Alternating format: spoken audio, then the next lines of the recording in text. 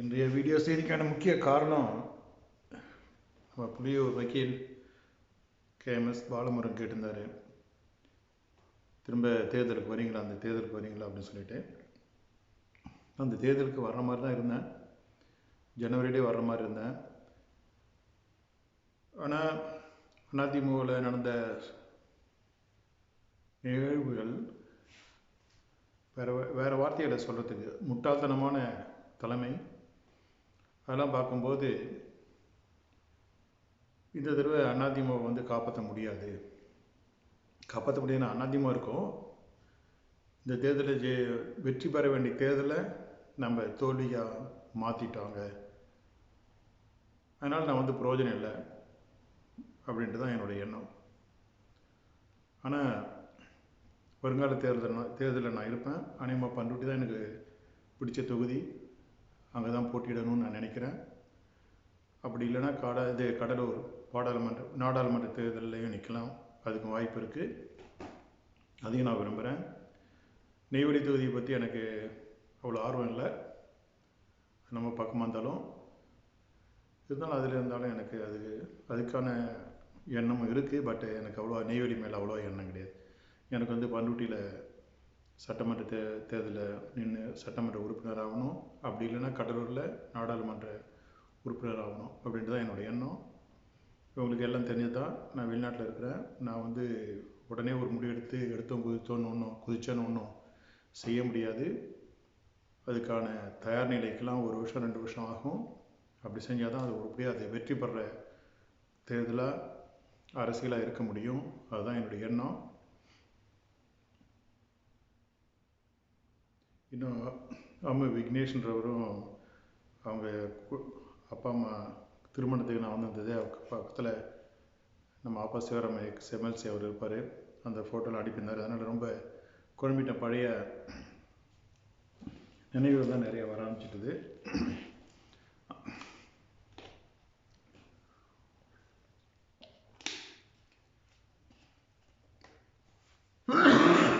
நிச்சயமாக என்னுடைய வருங்காலத்தை இருக்கிற காலத்தை நம்ம ஊரில் தான் அநேகமாக மருத்துவ தொழிலையும் சேர்த்து நம்ம இதெல்லாம் செய்யணும், நம்ம ஊரில் தான் செய்யணும், பண்ருட்டிலாம் செய்யணும்னு இருக்கிறேன். அதுக்கு 1 வருஷம் 2 வருஷத்துக்குள்ளே அதுக்கான ஏற்பாடுகள்லாம் செய்ய ஆரம்பிச்சிட்டேன். அது நடைமுறைக்கு வரத்துக்கு 1 வருஷம், அதிகபட்சம் 2 வருஷம் ஆகும். அப்போ என் பிள்ளைங்களும் படிப்பெல்லாம் முடிச்சுடுவாங்க. அதனால் எந்த பிரச்சனையும் இருக்காதுன்னு நினைக்கிறேன். நானும் நம்ம ஊரில் தான் இருக்கணும்னு நினைக்கிறேன். இப்போ நான் சொல்கிற கருத்துக்கள்லாம் இந்த கட்சி ஆட்சிக்கு வரணும், அதிமுக கட்சி ஆட்சிக்கு வரணுன்ற ஒரு கருத்தை வச்சு தான் நான் சொல்கிறேன். நான் அரசியல் இருக்கும்போது எனக்கும் ஜெயலலிதாவுக்கும் இடையில பண்ருட்டி தொகுதி பொறுத்தவரைக்கும் யாரும் கிடையாது. அந்த சிந்தனையில் நான் ரொம்ப தெளிவாக இருந்தேன். இப்போ இருக்கிற அரசியல்வாதிகள் எல்லாருமே, நான் சொல்கிறது இப்போ நம்ம பக்கத்தில் இருக்கிறவங்களுக்காக சொல்கிறேன், பொதுவாக தமிழ்நாடு ஃபுல்லாக எல்லாம் சசிகலா காலில் விழுந்து ஜெயலலிதாவோட வாழ்வு பெற்றவங்க தான்.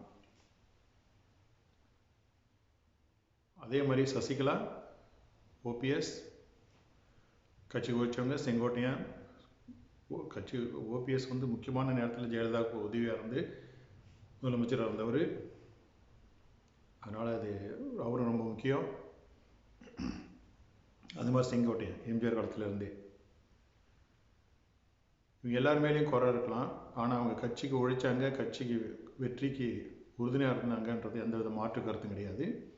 டிடிவி தினகரன் அது சசிகலா மூலமாக வந்தவர். நான் சேவல் செலெக்ஷன் வைக்கும்போது பண்ருட்டி மேடையில் நான் 89 சேவல் இருக்கும்போது அவர் தான் பக்கத்தில் நிற்பார். ஒரு பக்கம் அவர் வலது பக்கம் இருந்தார், ஆமாம் ஜெயலலிதா இடது பக்கம் பிரச்சாரம் பண்ணாங்க. அது இதெல்லாம் எதுக்கு சொல்ல வரேன்னா, இப்போ இருக்கிற நிறைய பேர் எடுத்தோம் கவுத்தம் ஏதோ வளர்றானுங்க. அவங்களாம் பார்த்தா பரிதாபமாக இருக்குது. இவனுங்களுக்கெல்லாம் கட்சினா என்ன, அது எப்படி வளர்ந்தது அப்படின்னு நிறைய பேருக்கு தெரியலன்னு நினைக்கிறேன். ஏன்னா இவனுக்கு வரும்போதெல்லாம் ஆளுங்கட்சியை வந்த பிறகு இவனுக்கு முக்கால்வாசி பேருக்கு 2001 அந்த அதிகாரத்தை அனுபவித்ததால், இல்லைனா 98 பார்லிமெண்ட் தேர்தலில் ஜெயித்த பிறகு, அதிமுக ஜெயித்த பிறகு, அந்த வாஜ்பாய் அரசாங்கத்தோட பிரச்சனைலாம் வந்த பிறகு வந்த நினைவு தான் இருக்குமா தெரியுது. அது உங்கள் தவறு கிடையாது. சசிகலா குடும்பத்தில் எனக்கு எல்லாரும் தெரியும். இப்போ எனக்கு தெரியாது.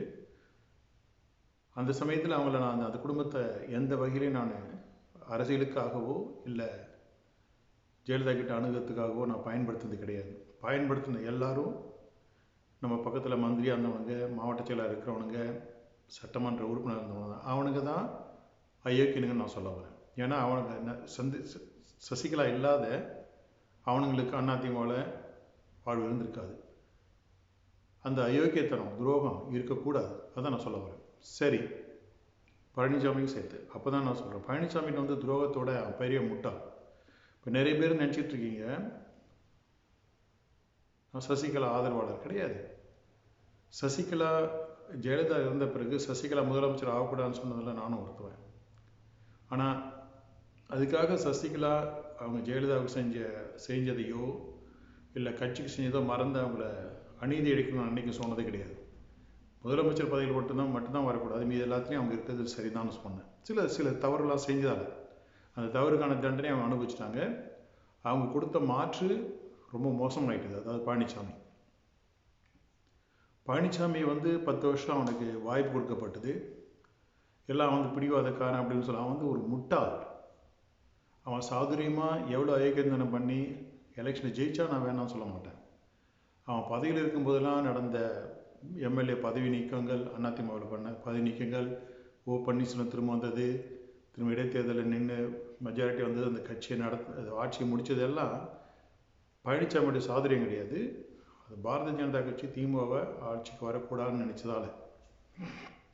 இன்னொரு பெரிய சக்தி இருக்குது, திமுக வந்து ஆட்சிக்கு வரக்கூடாதுன்னு, தமிழ்நாட்டில் ஆட்சியில் வரக்கூடாதுன்னு நினைக்கிறதுக்கு. அது பெரிய சக்தி. அது ஜாதி அடிப்படையில் இருக்கலாம், மீதி அடிப்படையில் இருக்கலாம், ஊழலுக்கு எதிர்ப்பானதுன்னு இருக்கலாம், இல்லை அதிகார போட்டியாக இருக்கலாம். அதனால் தெளிவுபடுத்தினா, நான் சொல்கிற வார்த்தைகள் சசிகலாவை எந்த வகையிலும் ஆதரிக்கிறதுக்காக கிடையாது. ஆனால் அவங்க உழைப்பை மறுக்கக்கூடாது. பன்னீர்செல்வத்துடைய உண்மைத்தனத்தை மறுக்கக்கூடாது. செங்கோட்டையனுடைய உழைப்பு, திறமை மறுக்கக்கூடாது. இவங்கெல்லாம் அதிமுக ஜெயிக்கிறதுக்கு, மீண்டும் ஆட்சிக்கிறதுக்கு ரொம்ப உதவியாக இருந்தாங்க. இவங்களால பயனடையாதவங்க எவனுமே இல்லை. இப்படிப்பட்ட பயனடைஞ்சவனுங்க கிட்டேயே இவனுங்க இப்போ இருக்கிற சில முன்னாள் எம்எல்ஏக்கள், சட்டமன்ற உறுப்பினர்லாம் விசுவாசம் இல்லாத போது, பழனிசாமி இது மாதிரி அயோக்கியனுங்க வந்து பழனிசாமிக்கு விசுவாசமாக இருப்பான்னு நினச்சாக்க பழனிசாமி பயங்கர முட்டாள் தான் எனக்கு தோணுது. அடுத்த இப்போ சமீபத்தில் நான் சொன்னேன் 2 ராஜ்யசபை எம்பியும் அதிமுக கொடுக்கணுன்ட்டு. அதில் ஒன்று தம்பிதுரை கொடுத்தான், இன்னொன்று வந்து பாட்டாளி மக்கள் கட்சியில் அன்புமணி கொடுக்குறான். பாட்டாளி மக்கள் கட்சி சொல்கிறது அன்புமணி என்று முட்டாள் கொடுத்தான். எதுக்காக? அவன் எடப்பாடி தொகுதியில் ஜெயிக்கணுக்காக. நான் சொல்லியிருக்கேன்ல, 1996லேருந்து 2011 வரைக்கும் அங்கே பாட்டாளி மக்கள் கட்சி தான் ஜெயிச்சுட்டு இருந்தது. அதில் அவன் தொகுதியில் அவனுக்கு ஜெயிக்கிறதுக்கு துப்பு இல்லை. இவன் என்ன செஞ்சுருக்கலாம்? அதுக்கு பதிலாக இவன் பதவியில் இருக்கணும், இவனே ராஜ்யசபா எம்பி ஆகிருக்கலாம். பழனிசாமி ராஜ்யசபா எம்பியாக இருந்து இந்த ஒரு மோசமானவனை, அன்புமணின்ற ஒரு மோசமானவனை அதிமுக கூட்டணி கொண்டு வந்துருக்க வேண்டிய அவசியம் கிடையாது. இந்த சமயத்தில் நான் சொல்கிறேன், 2021 தேர்தலில் நான் நல்லா கவனிச்சிட்டு வந்தேன். சில பேர் எனக்குலாம் பேசிட்டு சொன்னேன், படுடியில் வந்து அதிமுக ஜெயிக்கும்னு சொன்னேன். அப்புறம் அன்புமணி வந்து பிரச்சாரம் பண்ணான். அப்புறம் சொன்னேன் நான், அதிமுக ஜெயிக்காதுன்னு. என்னங்க இப்படி சொல்கிறீங்க? அன்புமணி வந்தால் ரொம்ப கூட்டம் வந்தது. இல்லை, அந்த முட்டாள் பேசின பேச்சு மீதி ஜாதி ஓட்சியெல்லாம் ஓட்டெல்லாம் வீணாக்கிட்டான். அப்புறம் அன்புமணி வந்ததால் பண்ருட்டியில் அதிமுக தோக்கும் அப்படின்னு சொன்னேன். இப்போ இருக்கிற தேர்தலில், இப்போ வரப்போகிற தேர்தலில் அதிமுகவில் யார் என்னாலும் அவங்களுக்கு என்னுடைய அறிவுரை, அன்புமணின்ற ஒரு முட்டாளை அவங்க தொகுதியில் வந்து பிரச்சாரம் செய்ய அனுமதிக்காதீங்க. நீங்கள் தேர்தலில் வெற்றி பெறணும்னா, வெற்றி பெறது ரொம்ப சந்தேகம் நினைக்கிறேன். இன்னமும் பழைய தென்னார்காடு மாவட்டத்தில் உதாரணத்துக்கு, அதாவது சென்னையிலேருந்து டெல்டா மாவட்டம் வரைக்கும், ஈவன் கொங்கு மண்டலத்திலே அதிமுக வந்து பயங்கரமாக தோல்வி அடைய போகுதுன்னு நினைக்கிறேன். காரணம் என்னென்னா, சேலம், தருமபுரி இதெல்லாம் முதல்ல பாமக ஆதிக்கம் அப்படி இப்படின்னு சொல்லுவானுங்க. அங்கே முதல்ல வந்து செல்வ கணபதி இல்லை, அவர் வந்து கேஸால் எம்பி பதவி இழந்து ஒரு அதிகாரம் இல்லாத இருந்தார். இப்போ செல்வ கணபதி இருக்கிறதால சேலம், தருமபுரியெல்லாம் செல்வ கணபதி வந்து அதிமுக நிச்சயமாக தோற்கடிப்பார். இன்னும் பல பேர் அவரை அவங்க திமுக சேலம், தருமபுரியெல்லாம் வலுப்படுத்திட்டு இருக்கிறாங்க. அதனால் அந்த பாமகவாலையும் இரட்டை இலையாலையும் அங்கே அதிகமாக பிரயோஜனம் இல்லை. ஏன்னா அதுக்கு காரணம் பழனிசாமியோட முட்டாள் தான்.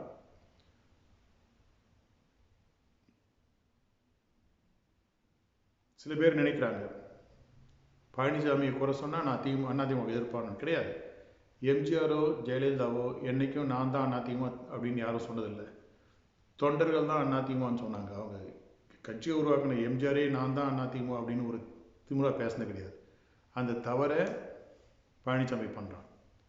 இன்னும் நிறைய பேர் நம்ம பக்கத்தில் பழைய நல்ல அரசியல்வாதி நிறைய பேர்லாம் ஒதுக்கி தள்ளிட்டான் பழனிசாமி. அதனால் லாபம் அவனுக்கு தான்.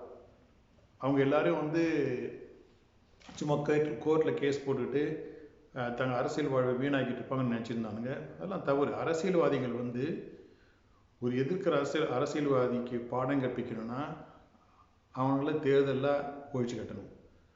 எப்படி நினைக்கலாம், ஒரு 5 வருஷம் தப்பிச்சிக்கலாம் நினைக்கலாம். ஆனால் எப்படி மக்கள்கிட்ட வந்து தான் ஆகணும். அப்படி அதனால் இப்போ செங்கோட்டை எடுத்த முடிவு, பழனிசாமி பன்னீர்செல்வம் எடுத்த முடிவு, சசிகலா திரும்ப தேர்தல் அரசியலுக்கு வரதெல்லாம் ஒரு கட்டாயம். அவங்க எல்லாமே அதிமுக தான் இருக்கணும்னு நினச்சாங்க. இந்த பழனிசாமிக்கு ஓரளவு புத்திசாலித்தனம் சாதி இருந்ததுன்னா அவங்க சரின்னு சொல்லியிருக்கலாம். ஆனால் பழனிசாமிக்கு 10 ஆண்டு காலம் அவனுக்கு அந்த பொறுப்பு கொடுக்கப்பட்டது. 5 ஆண்டு காலம் அவன் ரொம்ப மோசமாக செயல்பட்டான். ஆட்சி இருந்த பிறகு இப்படியே போனால் நான் சொல்கிறேன், அவனுக்கு ஒரு பதவி வேணும்னா ராஜ்யசபா எம்பி ஆகியிருந்துருக்கலாம். அந்த எம்பி பதவி அன்புமணிக்கு கொடுத்து 2 தடவை அன்புமணிக்கு அந்த ராஜ்யசபா எம்பியை கொடுத்தான். அந்த அன்புமணி என்ற முட்டாளுக்கு அதிமுக மூலமாக ஏன் ராஜ்யசபா கொடுக்கணும்? அந்த முதல் தப்பு பண்ணது கருணாநிதி தான். 2004 ராஜ்யசபா எம்பி ஆக்கினாங்கன்னு நினைக்கிறேன். ஜெயலலிதா அந்த மாதிரி தப்பு பண்ணவே இல்லை, பண்ண மாட்டாங்க. அதனால் அதிமுக இருக்கும். பழனிசாமி சில பேர் சொல்கிறானுங்க பழனிசாமி சரியில்லைன்னு நான் சொன்னாக்க நான் கட்சிக்கு எதிரான. அதெல்லாம் கிடையாது. பழனிசாமி ஒன்றும் அதிமுக கிடையாது. அவனுக்கு ஒரு பொறுப்பு கொடுக்கப்பட்டது, அது செயல்படலை. பழனிசாமி என்ன நினைக்கிறான்னாக்கா பணத்தால் ஜெயிக்கலாம்னு நினைக்கிறான். இப்போ அவன்கிட்ட பணமும் கிடையாது. நான் பள்ளிக்கூடத்தில் கற்றுக்கிறது உயர்நிலைப்பள்ளி போனவுடனே எனக்கு எல்லாம் நல்லா ஞாபகம் இருக்குது. கல்வியில் செல்வத்தில் சிறந்த செல்வம் கல்வி செல்வம், அதை யாரும் திருட முடியாது, என்றைக்கும் துருதுணைக்கும். பொருளாக வர்ற செல்வம் எப்போ வேணாலும் போயிடு அப்படின்னு சொல்லிட்டு அது யாரும் திருடவும் முடியாது கல்வி செல்வத்தை அப்படின்னு சொல்லிட்டு. அந்த கல்வினா வெறும் பட்டம் வாங்கி இப்போ நிறைய நம்ம பக்கத்தில் ஐஏஎஸ் ஐபிஎஸ்லாம் பாஸ் பண்ணுறாங்க. அது வரவேற்கிறேன், நல்ல செய்தி. ஆனால் அவங்க நேர்மையாக நடந்துக்கல. இந்த தேர்வெல்லாம் பாஸ் பண்ணி ஒரு கலெக்டராகவோ வேறு அதுக்கு மேலே ஒரு பதவியோ ஒரு எஸ்பியாவோ ஒழுங்காக அவங்க நேர்மையாக செயல்படலைன்னா அவங்க படித்த ஐஏஎஸ் ஐபிஎஸ் எல்லாம் பிரயோஜனமே கிடையாது. அவங்க ஜாதியின் மூலமாகவோ இல்லை பணத்துக்கு ஆசைப்பட்டோ வேறு ஏதோ அரசியல் ரீதிக்காகவோ அவங்க நேர்மையாக செயல்படனா அங்கே படித்த ஐஏஎஸ் ஐபிஎஸ் யாராக இருந்தாலும் அதனால் பிரயோஜனம் கிடையாது.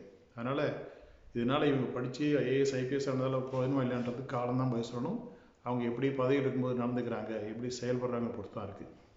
படித்தது நல்லது தான், ஆனால் பிரயோஜனமாக இருக்கான்றத பின்னாடி தான் நம்ம தெரிஞ்சுக்கலாம். வேற ஒன்றும் இல்லை. இன்னும் 2 வருஷத்தில் நம்ம ஊரில் இருப்பேன்னு நினைக்கிறேன். டாக்டராகவே தொழில் செய்வேன்னு நினைக்கிறேன். காலம் வரும், பார்ப்போம்.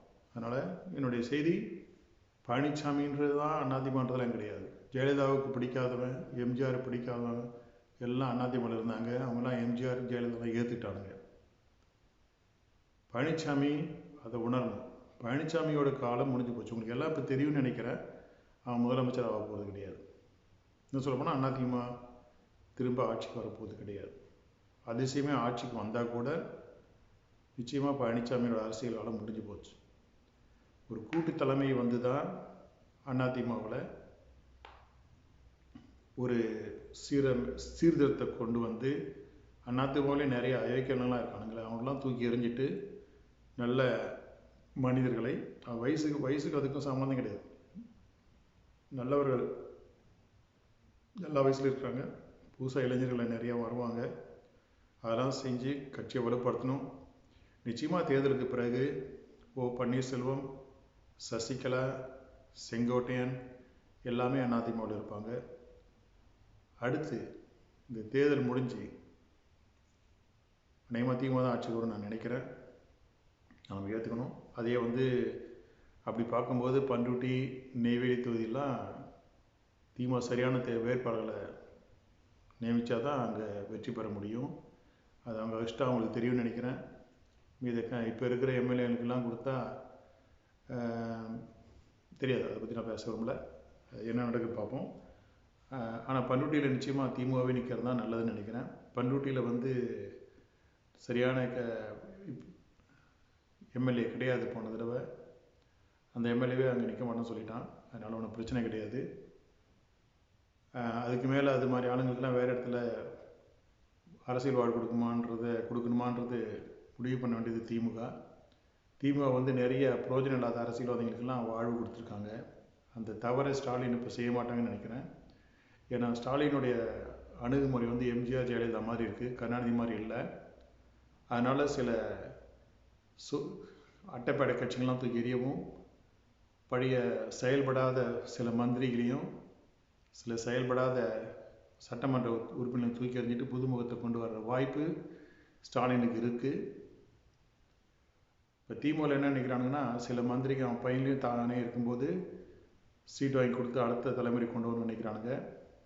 அதிமுகவில் என்ன நினைக்கிறானுங்கன்னா, இருக்கிற மந்திரிங்க, இருக்கிற எம்எல்ஏ, மாவட்ட செயலாளர்லாம் நம்ம இந்த ஒரு சான்ஸ் நம்மளே இப்போ நிறைய பேர் பழனிசாமிக்காக இல்லை, பழனிசாமி கையெழுத்து போடணும், அவன் தான் பொதுச் செயலாளர், அவன் தான் ரப்பர் ஸ்டாம்ப், அதனால் தாக்கு பிடிச்சி அவனுங்க வந்து புத்தாரமாக சாதுரியமாக இருக்கும்னு நினைக்கிறானுங்க.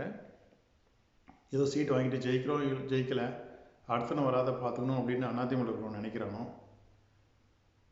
எவன் மீறுறான்னு பார்ப்போம். இன்னும் தேர்தலில் இந்த வார்த்தையெல்லாம் தெரிஞ்சிடும். இன்னும் ஒரு 10 நாளில் யார் வேட்பாளர், எந்தெந்த தொகுதியும் தெரியும். அதுக்கு பிறகு எல்லாம் தெளிவாக இருக்கும்னு நினைக்கிறேன். ஆனால் புலியூர் வக்கீல் பாலமுருகன் நான் சொல்கிறது உங்களுக்கு கேட்ட கேள்விக்கு நிச்சயமாக வருவேன். நம்ம ஊரில் டாக்டர் தொழிலும் பண்ணுவேன். அதுதான் என்னுடைய எண்ணம். இன்னும் ஒரு வருஷத்துலேருந்து அதிகபட்சம் 2 வருஷத்தில் அதை செய்யணும்னு நினைக்கிறேன். அதுக்கான ஏற்பாடுகளை சின்ன அடிகள் எடுத்து வச்சுருக்கிறேன்.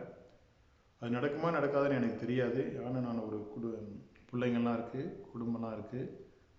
அது நம்ம ஊர்லேயே இருந்தால் பிரச்சனை கிடையாது. வெளிநாட்டில் இருக்கிறதால என்னை விட்டால் அவங்களுக்கு யாரும் கிடையாது. அதனால் எனக்கு மிகப்பெரிய பொறுப்பு இருக்குது. எனக்கு மனசாட்சிக்கு வந்து முதல்ல குடும்பம் தான். வாய்ப்பு இருந்ததுன்னா, அதுக்கு காலம் இருந்ததுன்னா, காலம் எனக்கு நான் நினைக்கிற மாதிரி உறுதுணையாக இருந்ததுன்னா, குடும்பத்தையும் பார்த்துக்கிட்டு நம்ம ஊர்லேயும் வந்து இருக்க முடியும்னா நிச்சயமாக அதை செய்வேன். அப்படி வந்ததுன்னா இன்னும் 1 வருஷம் 2 வருஷத்தில் நம்ம ஊரில் நீங்கள் எதிர்பார்க்கலாம். நான் ஒன்றும் பெரிய மறுமலர்ச்சி ஏற்படுத்துக்காக வரல. நான் வந்து ஒரு சந்தோஷமாக வந்து நம்ம ஊர் பலாப்பழம், மாம்பழம், முந்திரி பழம், இன்னும் பனங்காய் இன்னும் நிறையா இருக்குது. இதெல்லாம் சாப்பிட்டு அனுபவிக்கணும் கடைசி காலத்தில் நாச்சும் அந்த ஒரு எண்ணத்தில் தான் வரேன். அந்த சமயத்தில் சும்மா உட்காந்துருக்க முடியாது. அதனால் நான் படித்த படிப்புக்கான ஒரு தொழில் செஞ்சு நானும் பணமும் சம்பாதிக்கணும்ல. அதனால் ஒரு டாக்டர் தொழிலும் செய்யணும்னு ஒரு நோக்கம் இருக்குது. அதுக்கு மேலே காலம் எப்படி சொல்கிறதுன்னு பார்ப்போம். சந்தர்ப்பம் எப்படி இருக்குன்னு தெரியல. காலம் நல்லா இருந்தால் எல்லாம் நல்லா அமைஞ்சால் நிச்சயமாக அது நடக்கும். மீண்டும் சந்திப்போம்.